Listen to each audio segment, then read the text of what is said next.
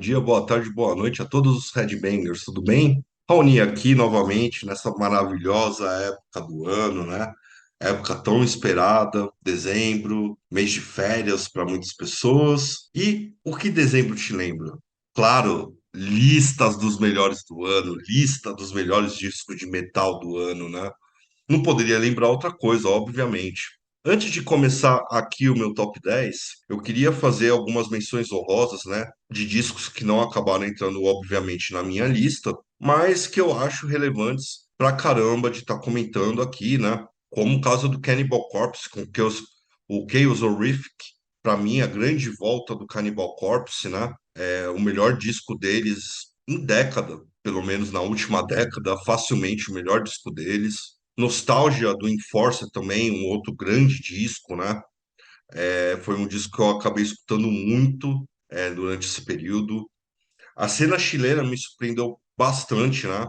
Com o Trastorned, com Into the Void, qual já resenhamos aqui no programa, e também com o Demoniac, né? Que lançou o Nube Negra, esse disco cabulosíssimo também. Farscape, né, representando aqui o Brasil com Purged Forgotten. Não podemos esquecer também do Bike, né, que lançou um disco muito legal. E o Overkill, né, que lançou aí o Scourge, esse disco que agradou bastante, né, por muito, muito pouco. Esse disco não entrou na minha lista. Mas vamos para o que interessa, né? Então, em décimo lugar, começo com Cycles of Pain do Angra. O Angra, para mim, é uma banda assim que me surpreendeu até mesmo por entrar na minha lista.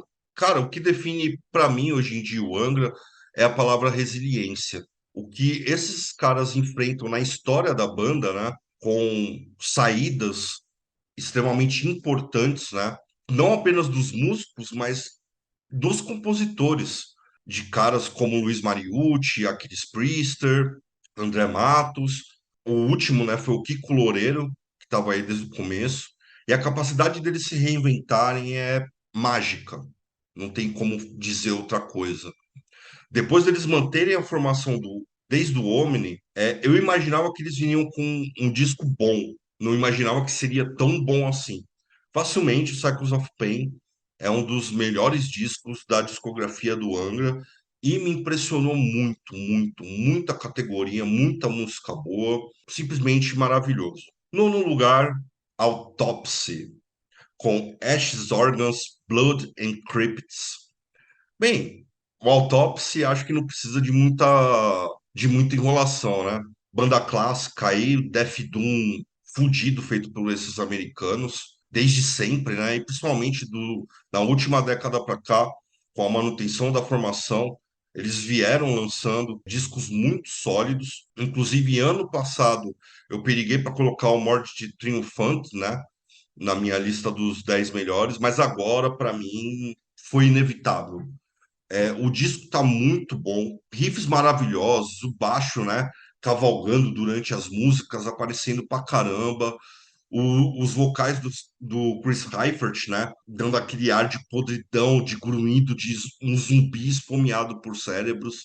É simplesmente maravilhoso, é o que o Autopsy faz de melhor até hoje, né, e por isso tá aqui na nona colocação. Na oitava, eu vou com o Chaos and Color, do Uriah Heep, algo que me deixa muito feliz, né?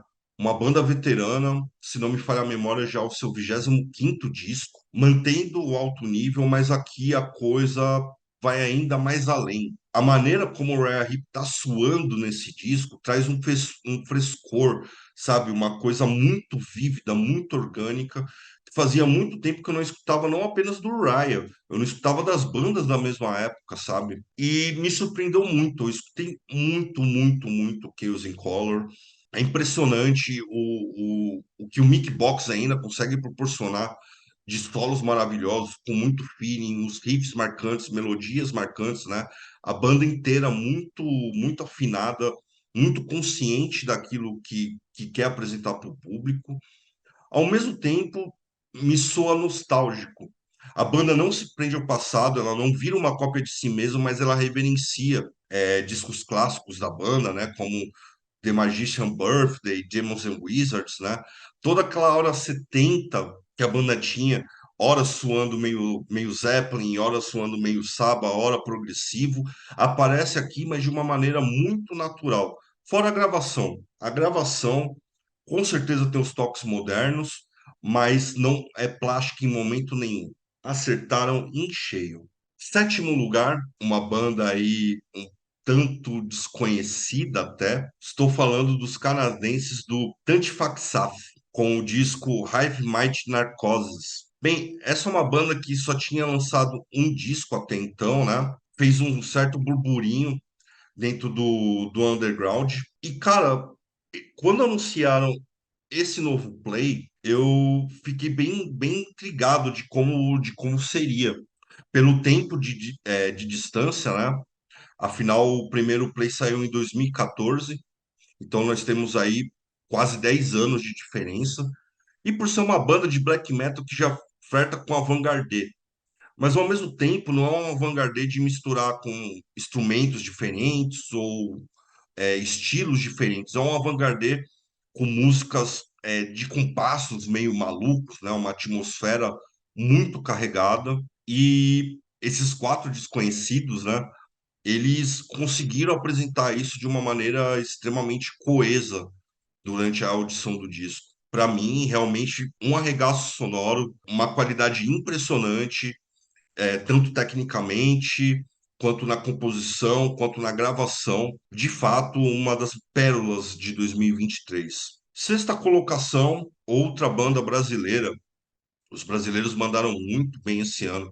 Estou falando aqui do duo paulistano, né? Paulista, aliás, o Fossilization com Leprous Daylight. Fossilization, que já havia apresentado um EP anteriormente, né? O He Was Name As Long Forgotten, causou um certo impacto na cena nacional e até mesmo na gringa. E agora aqui consolida, né, com o lançamento do seu primeiro full length. O disco tá muito bom, é um Death Doom muito carregado, né? Tem umas nuances um pouco mais modernas, digamos assim, mas sem descaracterizar o estilo. As músicas são um arregaço sonoro, muito pesadas, uma atmosfera necessária para o estilo, uma atmosfera sombria e por vezes até gélida, assim. Eu fiquei impressionado a primeira vez que eu escutei esse play. Vale completamente a audição. Quinto lugar, aqui nós vamos com os veteranos, né? Ou veterano do Immortal Demonaz, com War Against All. De fato, eu não imaginava que o Immortal viesse com um disco novo em 2023. Talvez por não ter acompanhado a banda, de certa maneira, ao longo dos últimos anos. Então, pegar um disco feito com tamanha primazia me surpreende muito, me surpreendeu muito. Todos os elementos clássicos, obviamente, do Immortal estão ali, né? A bateria com blast beats, as passagens mais atmosféricas com baixo, as guitarras muito agudas, muito ardentes, né? E só rifão, que é uma característica que o Immortal tem aí, né? Dos seus primórdios, que aqui permanece. Disco irrepreensível. Realmente um trabalho gigantesco do Demonaz aqui, mostrando que, de fato, ele carrega a banda nas costas. Impressionante. Quarto lugar, eu vou com essa banda também de difícil pronúncia, né? Os americanos do Chaff, com Exogalactic. Então, é uma banda aí de um technical death metal bem característico. Não vou dizer nem sonoramente, mas principalmente pela temática, né? Eles mexem bastante aí com essa temática Lovecraftiana. Esse é o terceiro disco, né?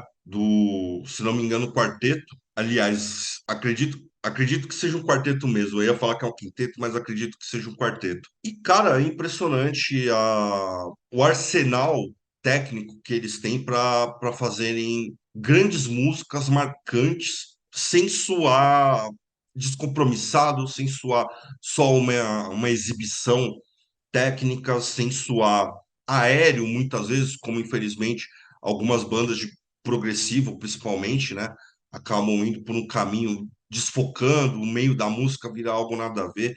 Aqui a gente só tem paulada, assim, do começo ao fim, feita com muita primazia, muito bom gosto, algo impressionante, sem sombra de dúvidas. Foi um dos plays que eu mais escutei aí ao longo de 2023, esperando sempre mais dos caras. Para não perder a soma toda, vamos então com o terceiro lugar, já a medalha de bronze, com essa banda também americana, o Sarmat. Esses caras que apresentam uma loucura musical assim gigantesca, gigantesca. O nome do disco é Determinate to Strike e a gente tem aqui uma combinação muito louca entre um death metal extremamente técnico, com doses de black metal e doses de jazz. Tem música que começa com piano, um piano clássico totalmente quebrado, tem solo de saxofone, tem violino no negócio, é uma mistura sonora assim, apocalíptica. E me pegou muito, eu gosto, como vocês bem sabem, dessas misturas inusitadas, e aqui foi muito bem feito. O Sarmati, para mim, acertou na mosca. Segundo lugar, vamos com uma banda que já resenhamos também aqui no Roundtable, Riff Coven, com o Caminho do Aço. O trio, agora quarteto, né, apresentou um dos trabalhos, para mim, mais impressionantes desse ano. Foi um dos trabalhos que mais ouvi, sem sombra de dúvidas. É um sludge feroz, bélico, brutal, e que tomou de assalto, assim, a minha caixa de som. Simplesmente falta até adjetivos para colocar o quão bom os caras conseguiram apresentar nesse segundo play.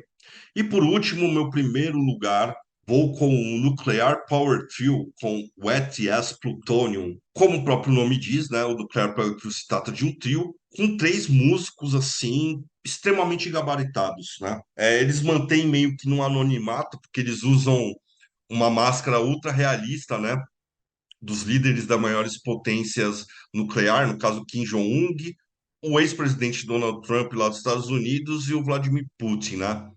E aqui eles apresentam um jazz fusion com muito carregado de metal, ótimos riffs, ótimos solos, o baixo na cara, estrundando, passagens de teclado, tem até harpa, um solo de harpa fritando no começo da Air Force Run, Air Force Fun, aliás. Maravilhoso esse disco, com certeza a melhor capa que apareceu em 2023. É isso, galera. Se gostou, deixa o like, deixa os seus discos aí. Valeu, falou!